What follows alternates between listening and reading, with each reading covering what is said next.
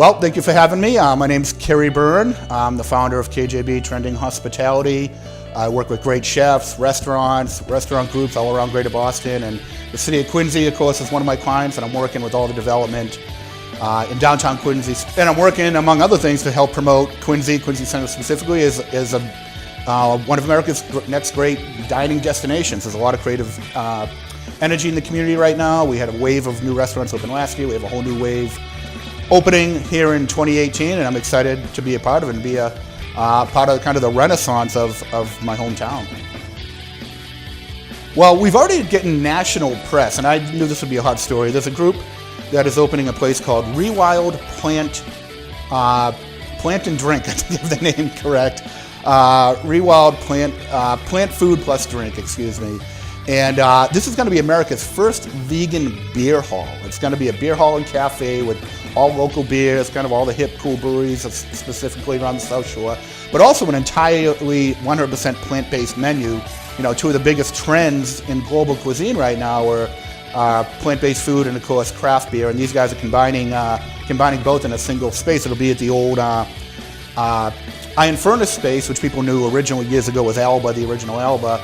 And we've already got national press for this. It's not even going to be open until later this year, but because it's at the forefront of these trends, really getting a lot of attention for that. And it's kind of real great for Quincy to be doing something super progressive and have a new business that nobody, you know, none of the other communities around here, the Cambridges, the Somervilles, none of them have a vegan beer hall. LA doesn't have one, Manhattan doesn't have one. So we're really going to be at the forefront of those trends. There's a fellow named Matthew Freed who works at a bunch of the top restaurants in Boston. He's opening a place called Idle Hour. It's going to be, I think, kind of a retro cocktail bar. That's going to be the old Clash of the Ash space next to Faux Pasteur, a Vietnamese place that opened last year. And the crew from the Townsend's just been a home run for Quincy. First class cocktail bar, best of Boston, best restaurant south of Boston.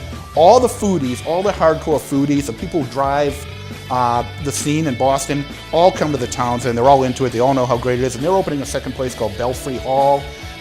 We actually got press for them about a year or two ago when they announced it. Boston Magazine profiled it. They've had some delays, but they're now back rebuilding Belfry Hall, and that should be open sometime this year. It'll be kind of more beer-oriented than the Townsend, which is really more of a cocktail bar. Lower price point, a little more accessible, kind of a little more fun, a little less formal, but first-class cocktail guys, and they've been a great addition to the Quincy scene. So, you know, one of my goals working with the city of Quincy, I do this with all my clients. We want to really, you know, help drive their image, shape attention. But I see Quincy as we are in a position where we could become the most coveted community in Eastern Massachusetts. The city literally has it all. It's an old historic community, great history, great, you know, tourist attractions, incredible waterfront, 27 miles of waterfront, public transportation, all the, you know, T stations are being redone.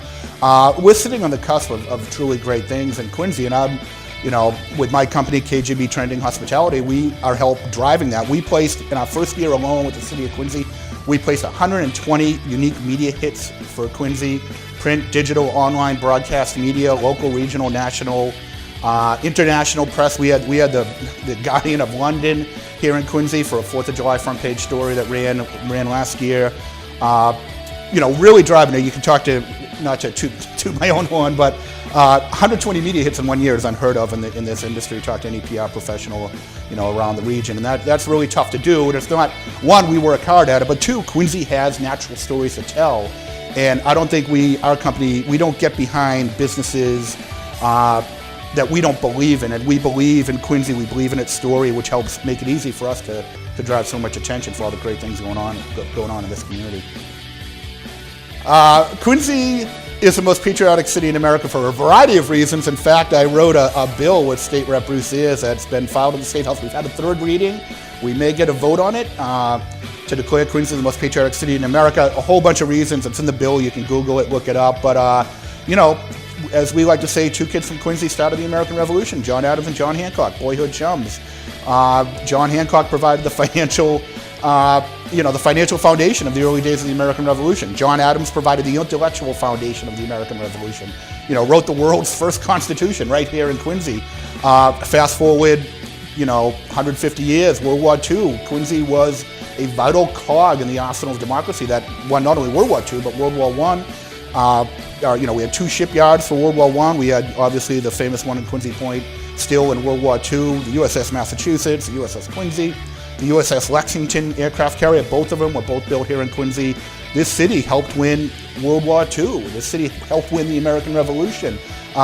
More than any other community, Quincy has given to this nation out of all proportion to its size. And I really think that makes this the most patriotic city in America. It makes us unique and a very special place, and that patriotism runs deep in the bedrock of the community. Even today, the young men and women of Quincy are proud to serve in the military, serve in volunteerism, serve their community in many different ways, and that's all part of the patriotic blood that runs through our community and has since the time of Hancock and Adams. So what's it like running a business in Quincy? To me, I think it's great, especially in my business, which is kind of a creative business.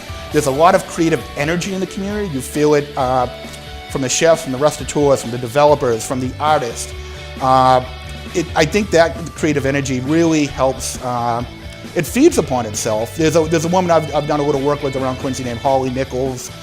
This woman is one of America's top fashion illustrators. She has an amazing following, 750,000 Instagram followers. She helped us with the recent fundraiser we did for the Woodward School for Girls.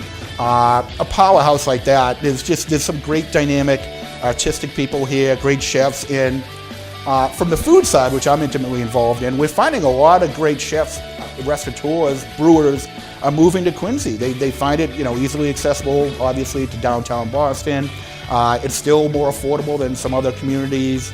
And you can live on the water, you can walk to the beach, walk to the subway, be downtown in 15 minutes, and then have a nice suburban neighborhood to come home to. And all those facets, people are now realizing, wow, there's a lot of creative energy, a lot of dynamic energy right now in this city, which makes it, for me, a great place to do business. So what's collaborate mean to me? That's a good question.